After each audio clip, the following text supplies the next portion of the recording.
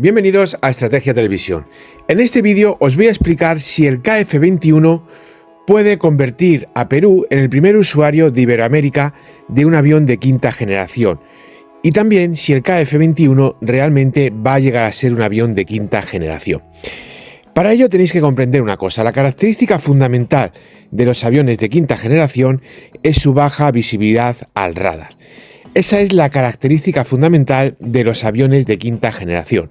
Por lo tanto, cualquier avión que no reduzca de forma enormemente importante su firma radar, es decir, que prácticamente sea indetectable al radar, no es un avión de quinta generación. Y ojo, hay muchos más componentes que hacen que el avión sea de quinta generación, pero este es el principal de ellos, ¿de acuerdo? Este es el principal para identificar a un cazabombardero de quinta generación. Ahora mismo el KF-21 no es un avión de quinta generación. De hecho, a día de hoy el KF-21 es un avión que está por detrás, por ejemplo, de un Rafale o de un Eurofighter. ¿Qué necesita el KF-21 para ser de quinta generación? Bien, el KF-21 necesita una serie de capacidades, de sistemas y también de modificaciones en su propia estructura para hacerle un avión de quinta generación. Por supuesto que uno de los pasos importantes para ello, y que todo el mundo habla, con razón, es el tema de las bodegas internas. Pero eso vamos a dejarlo para más adelante, porque para que un avión sea realmente de baja visibilidad al radar y que un radar le cueste muchísimo detectarlo, necesita una construcción especial de sus motores. Por ejemplo, los motores del F-22 Raptor, que estáis viendo en vuestras imágenes, llevan una protección muy específica formada en base a unas tejas que protegen la salida de ese motor. El objetivo fundamental es reducir la firma térmica de ese motor ante el radar. Esto, si lo podéis ver, por ejemplo, es algo que no sucede en otros cazabombarderos que en teoría deberían de acercarse al Raptor y no le llega ni a la altura de los zapatos. Es una de las características importantes para un avión de quinta generación, el tema de los motores. No vale con darle más o menos una imagen así, digamos, moderna, fashion, como por ejemplo la tiene el KF-21. No, un avión de quinta generación va más allá de esos diseños modernistas. Claro que ese diseño ayuda, por supuesto. Claro que ese diseño está creado y desarrollado para absorber la firma del radar. Pero no es simplemente una cuestión de diseño, es una cuestión global. Y dentro de esa cuestión global, los motores son importantísimos. Si el KF-21 quiere ser realmente un avión de quinta generación, debe trabajar mucho en no solamente el diseño de los motores, sino en cómo reducir la firma, en este caso la firma térmica de estos motores. Otra de las características fundamentales para conseguir que un avión sea de quinta generación, básicamente pueda reducir, en este caso mejor dicho, su firma radar y proporcionar las capacidades para ser de quinta generación, es la propia pintura. La pintura es muy importante, casi nadie habla de ello, muchísima gente lo desconoce, pero la pintura es clave para reducir esa firma. Claro, ¿qué es lo que hace la pintura? Pues básicamente la pintura especial que tienen los aviones de quinta generación lo que hace es absorber las ondas del radar. Si este diseño más o menos futurista de los aviones de quinta generación está realizado de esa manera para que cuando las ondas del radar chocan contra el avión, esta en vez de volver al radar vayan en otra dirección, lo que hace básicamente es despejar esas ondas, lo que hace la pintura es absorber esas ondas. Absorberlas y también en parte desviarlas, despejarlas para que no vuelvan al radar, sino mandarlas en otra dirección. Pero también, en este caso, lo que hace la pintura es absorber esas ondas de radar. De tal forma que cuando el radar, las ondas que emite el radar, localizan al avión, pues este directamente no devuelva las ondas del radar emisor. Así evitan que se pueda conocer a través del radar que está ahí el avión. La pintura es también muy importante.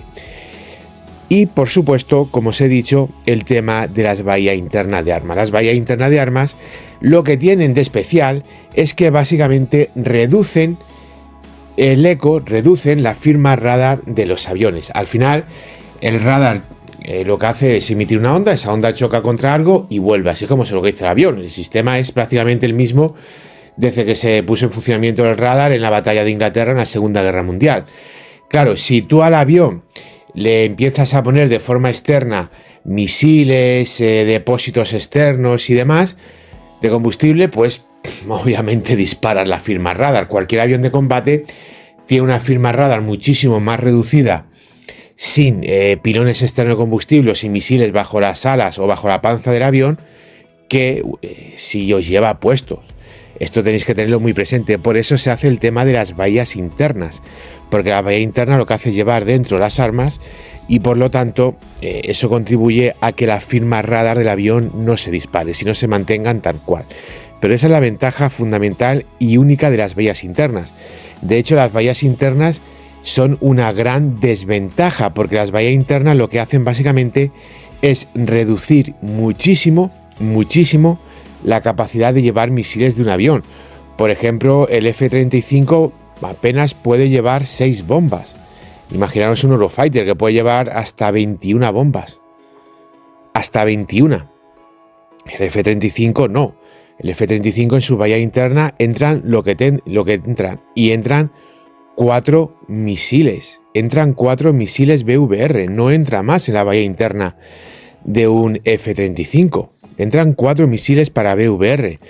Obviamente, al buscar la baja visibilidad al radar, pues sacrificas otras cosas. Y el tema de las vías internas lo que hace es sacrificar la capacidad de llevar armamento como si podría llevar con los pilones externos para anclar los misiles o las bombas.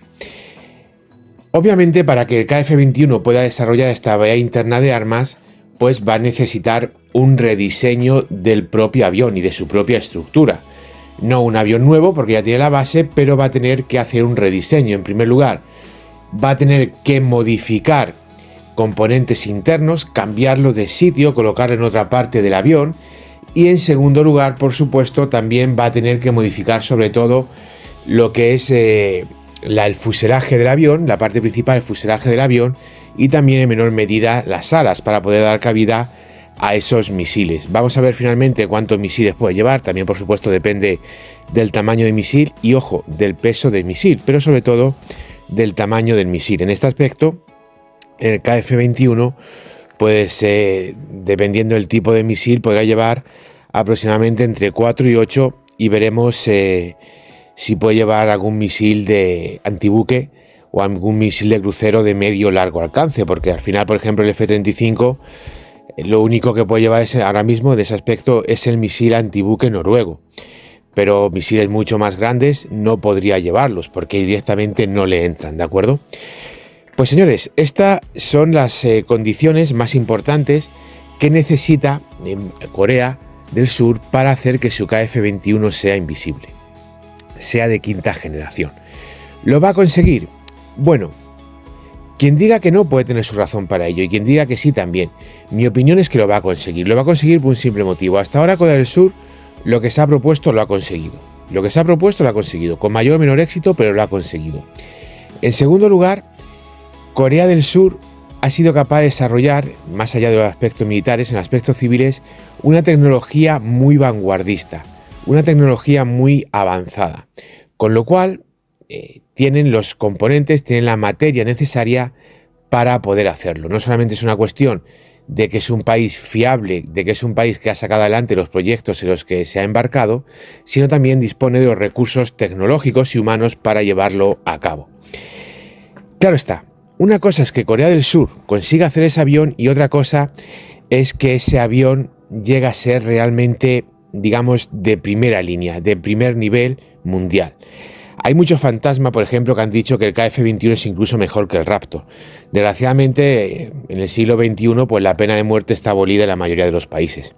Señores, el KF-21, ahora mismo ya he dicho que ni siquiera está a la altura de un Rafale o de un Eurofighter.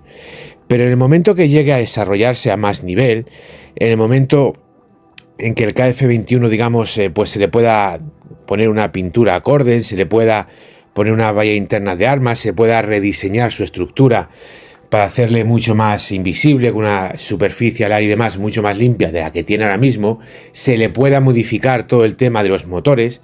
Cuando se consiga eso, el KF-21 es muy poco probable que se pueda asemejar al Raptor, no se va a asemejar nunca, pero a un F-35. Es muy poco probable. ¿Por qué? Porque el F-35 es un conjunto, señores, no solamente una baja firma al radar. El F-35 es un conjunto de sistemas, de sensores, es algo que es muy complicado de poder lograr y que se requiere un conocimiento, una tecnología muy avanzada y por supuesto, mucha experiencia. Y antes de hacer el F-35, Estados Unidos ya hizo el Raptor. Pero es que antes de hacer el Raptor, Estados Unidos hizo el B-2 Spirit. Pero es que antes de hacer el B-2 Spirit, Estados Unidos hizo el F-117. Señores, el F-35 no es el primero que hacen. No es el primero que hacen. En Europa todavía no hemos hecho ninguno. Y el fantasma que me venga a hablar de Neurón, por favor, que se vaya a otro canal. Muchas gracias. En Europa no hemos hecho ningún avión de baja visibilidad al radar. Estados Unidos, antes de hacer el F-35, ya había hecho 3. Una especie de caza raro, como era el F-117, un pedazo de bombardero nuclear estratégico, como el B-2, y luego el mejor de todo, el Raptor.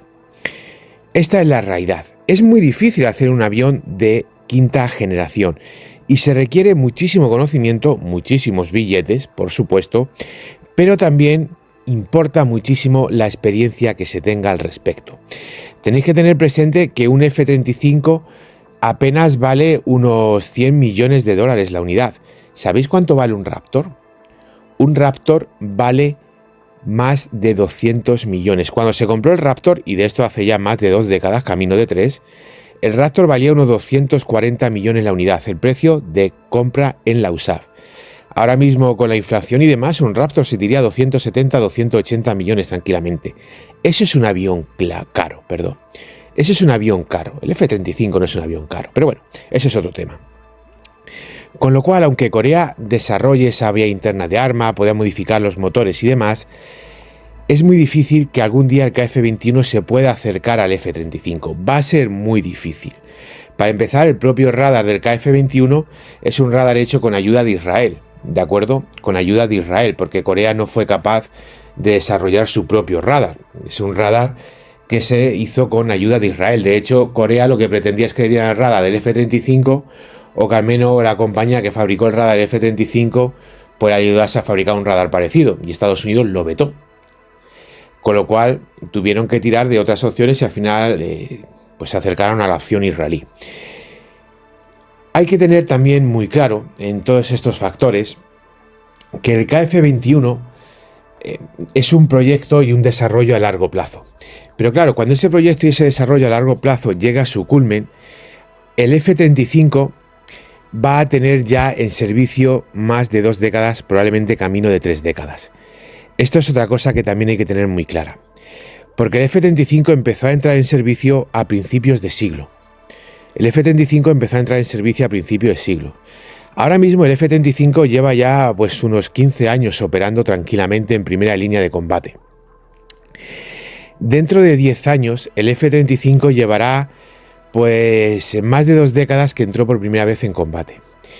Dentro de 10 años es cuando el KF-21 empezará a volar como avión de quinta generación. Por muy bien que lo hagan los coreanos, y yo les doy el beneficio de la duda por lo que he explicado anteriormente, por muy bien que lo hagan los coreanos, no van a poder igualar a un avión que ya lleva casi 3 décadas de desarrollo y de experiencia. Y todos los problemas que le puedan surgir con el motor, con el radar, con la aviónica y demás, son problemas que el F-35 ya va a llevar solucionando durante 3 décadas. En ese aspecto, señores, hay que ser realistas. Es prácticamente imposible que el KF-21 sea no ya tan bueno como el F-35, que eso no lo va a ser nunca, vamos a ser sinceros, pero que se pueda acercar a un F-35. Va a ser muy complicado, porque os vuelvo a decir que el F-35 no solamente es un tema de baja visibilidad al radar, es un conjunto global, y ahí por supuesto está la aviónica. Estados Unidos lleva fabricando aviones un siglo. Corea del Sur, antes de fabricar el KF-21, ha fabricado el T-50 y su variante FA-50, que es un avión de entrenamiento. Ya está. No tiene una historia de aviación militar espectacular, no ha diseñado y construido 30 a 40 aviones, jamás ha construido un avión de transporte. Corea del Sur, por ejemplo. Corea del Sur empezó a hacer este desarrollo muy importante en su industria nacional, primero con un avión de hélices, luego de ahí pasó al T-50 y luego ya del T-50, pues ahora está con el KF-21, pero Corea del Sur le queda muchísimo por andar en el tema de la aviación, muchísimo. Nunca ha fabricado un avión de transporte militar, nunca ha fabricado un avión de pasajeros, por supuesto nunca ha fabricado un avión de combate como tal, el KF-21 es el primero que fabrica. Tiene por delante un camino muy amplio, un camino que Estados Unidos recorrió hace ya más de un siglo. Así pues, señores, es muy difícil que el KF-21 se pueda acercar a un F-35. Es muy difícil. Eso sí, puede conseguir un nivel de reducción del radar muchísimo mayor de ese 0,1 que tiene el Rafale y Eurofighter, por ejemplo. Y esto sería una ventaja muy importante, porque al final, vale, no llega a ser nunca como el F-35, perfecto. El F-35 más o menos, dependiendo del radar, lo bueno que sea el radar y demás, le puedes localizar sobre unos 40 kilómetros. De ahí para abajo, dependiendo del radar, la generación del radar, la banda en la que busque el radar, muchos factores, pues puedes localizarle de los 40 para abajo. A lo mejor el KF-21 le localizas pues de los 70 para abajo. Vale, no es tan bueno como el F-35, pero al Eurofighter y al Rafale puedes localizar a 150 kilómetros. Con lo cual nunca será un F-35, pero sí será mejor que el resto de los aviones que estén en servicio en 2035-2040 con ese tema de la firma radar. Y si al final tú le pones un misil de ataque a tierra que tenga pues 100 kilómetros, por ejemplo, a ese misil le pones un sistema de guía por televisión o un sistema de guía de mapeo del terreno, pues tú entras con tu KF-21, te acercas al espacio aéreo enemigo, disparas tu misil aire-tierra, lo disparas por ejemplo a 80 kilómetros y si a ti no te van a localizar hasta que esté por debajo de 70, pues eso que te llevas, esa ventaja estratégica que tienes, cosa que con el Eurofighter no puedes hacer porque te van a localizar a 70, a 90 y a 120. Ahí es donde radica lo importante y la gran ventaja que puede tener el KF-21.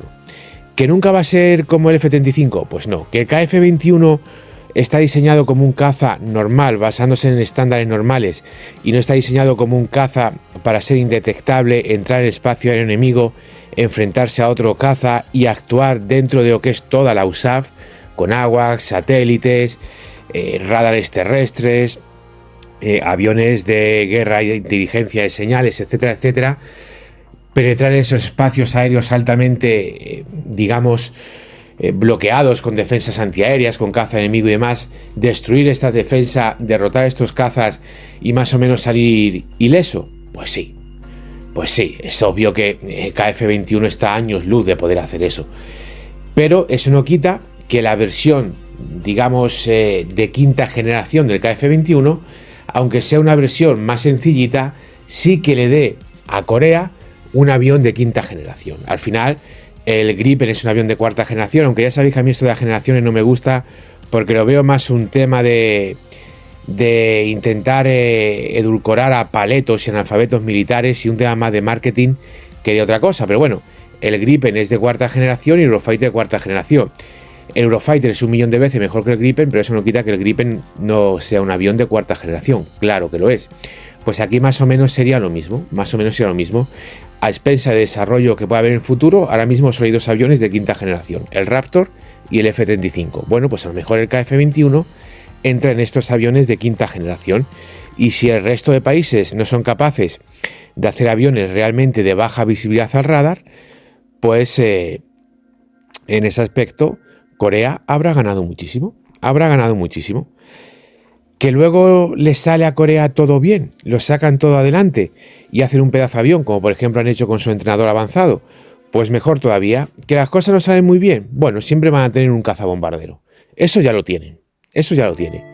Con lo cual, a partir de ahí, pues la única realidad es que habrá que esperar, en este caso más o menos una década, a que saquen adelante ese desarrollo. Pero el país que adquiera el avión, pues sí que va a tener una oportunidad de poder entrar en la quinta generación. Otra cosa luego ya es que tenga en cuenta modificar los aviones que se pudiesen adquirir ahora más adelante, que ese ya es otro tema en el que voy a entrar, entre otras cosas porque ya he hablado de ello. Pero sí que en el futuro te puede abrir las puertas a tener un avión de quinta generación, que luego a lo mejor es un Gripen y no es un Eurofighter, ¿vale? Pues a lo mejor es un Gripen y no es un Eurofighter, pero señores, ya tienes un Gripen, y el Gripen es mejor que todo lo que había antes del Gripen. No es mejor que un Rafale ni que un Eurofighter, pero sí es mejor que lo demás. Eso que te llevas con el Gripen, eso que te llevas con el Gripen. Y aquí, pues puede ser exactamente lo mismo. Vale, nunca vas a ser un F-35, pero sí que puede ser un... algo parecido. Y señores, ahora mismo con la llegada de Trump al poder, pues yo no descarto la venta del F-35 a ningún país. Yo no la descarto. Trump, de hecho, ya intentó vender el F-35 a Emiratos Árabes Unidos. La política de Estados Unidos, lo que es, digamos, el sistema de Estados Unidos, o como se denomina allí el establishment, pues no es partidario de vender el F-35 a nadie que no sea tu aliado. Eso ya lo vimos, por ejemplo, con Turquía, miembro de la OTAN y no se quiso vender. Eso lo hemos visto en otros muchos países que han preguntado. Arabia Saudí le ha dicho naranja de la China. Indonesia, naranja de la China. Tailandia, naranja de la China. Trump se lo vendió por el tema de los acuerdos de Abraham y demás, y la paz entre Emiratos Árabes Unidos, Bahrein, Marruecos, Sudán. Creo que esos fueron los países que firmaron el tratado y reconocieron a Israel, pues se lo vendió a Emiratos Árabes Unidos. Luego llegó la administración de Biden y ¿qué hizo? Anular la venta. Trump es Trump, pero Trump no es el partido republicano, aunque ahora mismo domina el partido republicano con total y absoluta, pues digamos, mano de hierro. No hay quien le resiste, pero porque es el presidente. Trump en 4 años no va a estar. Por supuesto que el que le suceda va a ser de su cuerda, pero que sea de su cuerda no quiere decir que vaya a vender el F-35 a todo Dios. Yo tengo una cosa clara. Los países que nunca iban a tener el F-35 y quieran tenerle, este es su momento. Este tío se lo va a vender a cualquiera que le convenza, repito, pero se lo va a vender. Por lo tanto, este es el momento. Cuando pase el mandato de Trump, quien le suceda sea, pues no sé, su vicepresidente, vamos a ver por dónde tira. Si es, por ejemplo, el gobernador de Florida, que tiene muchas papeletas, Ron DeSantis es un conservador estándar. Mucho más cerca de lo que es un Reagan o un George Bush de lo que es un Trump. Con lo cual, Ron DeSantis, que además ha estado en el mando de operaciones especiales de los Navy SEAL, no se va a poner por ahí a regalar F-35, como por ejemplo quiso hacer Trump con Emiratos Árabes Unidos. Y el Pentágono, los altos mandos de la defensa y demás, no quieren que el F-35 empiece a dar vueltas por el mundo. Solo le quieren en países aliados y que no den ni un solo problema y que le den 100% de garantías. Y ahí tenéis que el F-35 fuera de la OTAN, ¿a quién se lo ha vendido? Corea del Sur, Japón, Australia, Israel y Singapur. Ahí está, señores. Con Trump es posible. Fuera de Trump, el F-35 va a ser muy difícil que le puedan vender. De hecho, ahora ha sido imposible. Ni siquiera se han vendido aliados de la OTAN como Turquía. Es el momento. Quien no le consiga ahora va a tener muy difícil para poderlo conseguir en el futuro. Vuelvan los demócratas al poder o le mantengan los republicanos. Va a ser muy, muy complicado, a no ser que estemos hablando ya del 2050-2060, donde ellos ya tendrán algo que será 100.000 veces mejor que el F-35, y ya el F-35 pues le dé exactamente igual. Aún así, va a ser extremadamente complicado de conseguir esa exportación de ese cazabombardero a un país que no se llame Israel, se llame Australia, se llame Singapur o se llame miembro de la OTAN. Gracias por ver el vídeo, es un honor informaros de la realidad. No dudéis en dejarme vuestras opiniones y nos vemos en el siguiente análisis estratégico.